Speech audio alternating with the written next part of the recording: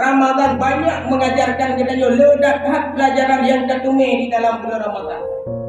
Salah satunya Allah perintahkan ibadah puasa. Yang kaya-kaya kena uji oleh Allah Ta'ala, kena peluang bak orang kaya. Ketika kekayaan yang kena tumis Abu Mutuah, kadang-kadang makanan sesuai dengan kebutuhan mampu tagaw. Hantam pernah terasakan dia.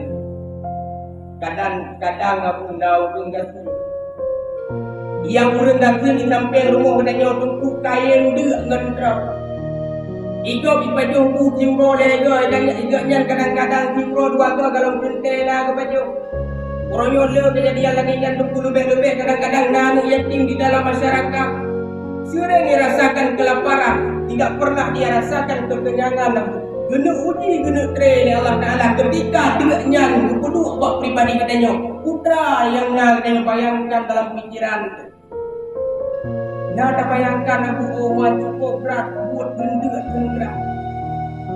Kadang-kadang 25 kata laksanakan puasa cukup berat. Aku kadang-kadang mata-mata dulu rujuk-rujuk dalam buat perut hijau lebu-lebu hitam kadang-kadang jamban berat buat puasa.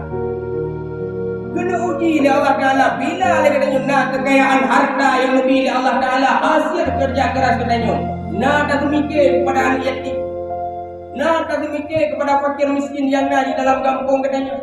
Dan kejut ibadah katanya bukan ibadah pribadi mentang yang diperintahkan oleh Allah Ta'ala, ibadah sosial.